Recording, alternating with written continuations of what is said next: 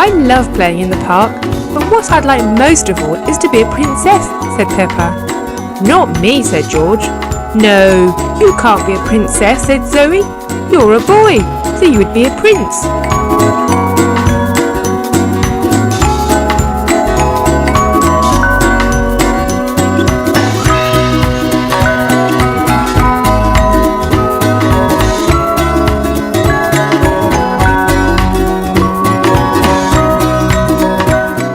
If I was a princess, I could go to the palace ball tonight, said Peppa to her friends. It was time for Peppa and George to go home. Thomas arrived. They hopped on and went home.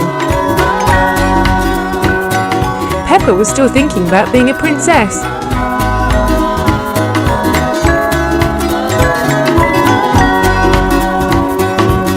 Mummy Pig met them at the door.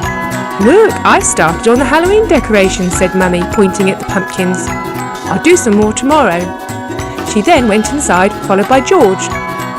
Peppa stayed outside. Oh, how can I be a princess? She said to the pumpkin, who couldn't hear her because it was a pumpkin. So, you want to be a princess? Said a voice behind Peppa. Peppa turned around. Yes, I really do, said Peppa to the fairy Tinkerbell.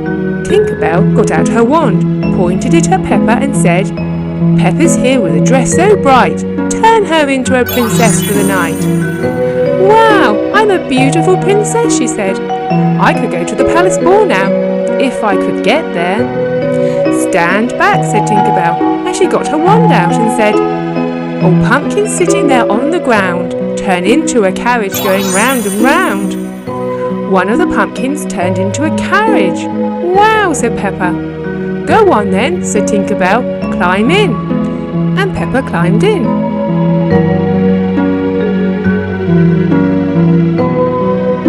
You'll need a footman, said Tinkerbell, and once again she got out her wand and said, The pumpkin carriage looks the part. Now find a footman looking smart.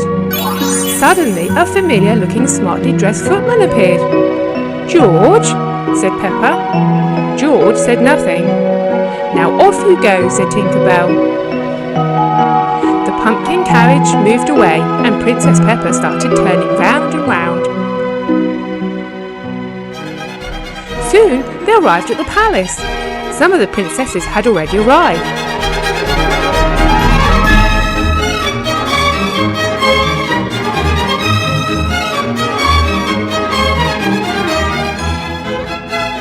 Peppa climbed out of the pumpkin. Princess Peppa, so lovely to see you, said Princess Ariel. They talked a little and invited Peppa into the palace. But just before Peppa went through the door, oh dear, she fell over and hit her head.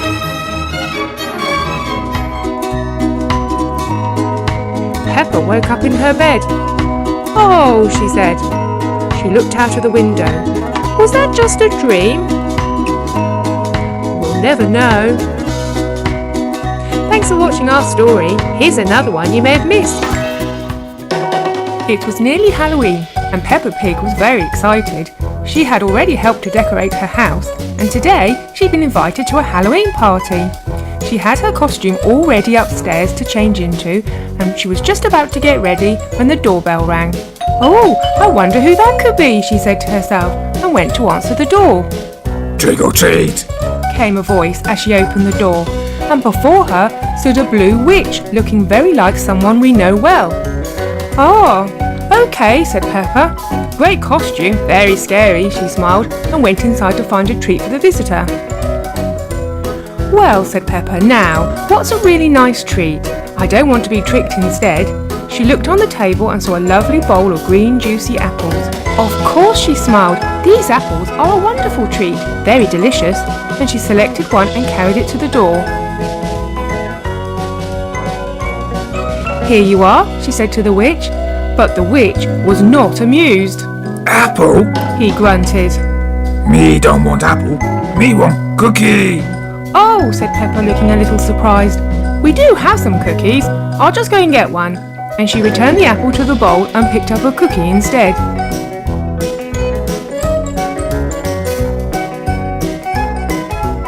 you are, she said to the witch, and gave him the cookie. Cookie! Said the witch, and promptly disappeared.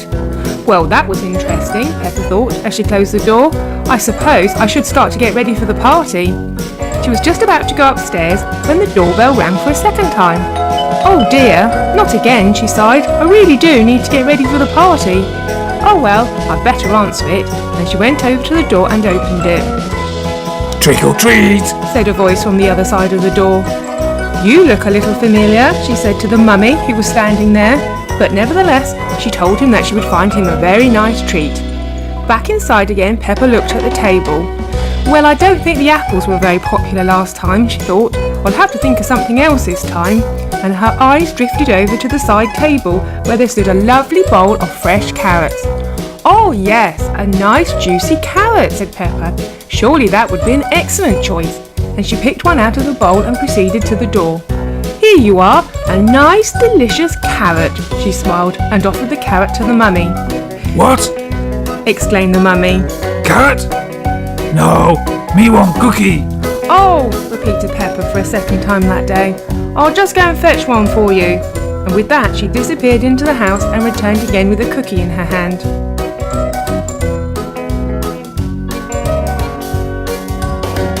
Thank you, said the mummy.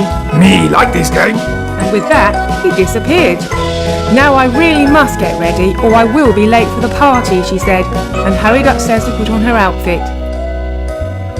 She was just coming downstairs when the doorbell rang for a third time. I don't believe it, she exclaimed. It's him again. But this time I know what to do. I'll give him a cookie straight away. And she selected a cookie and walked towards the door.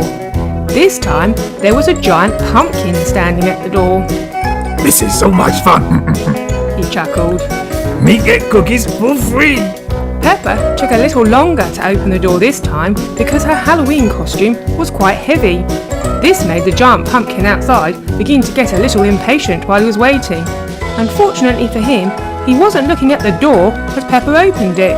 When he eventually turned around to say his familiar words, he got the shock of his life. Ah! Me being tricked! He screamed when he saw Peppa. Horrible, scary, ugly monster that's going to eat me. Sorry, me ate all your cookies. Me never come back. And with that, he disappeared, and that was the last Peppa saw of him for a very long time. Well, that was a little strange, she exclaimed.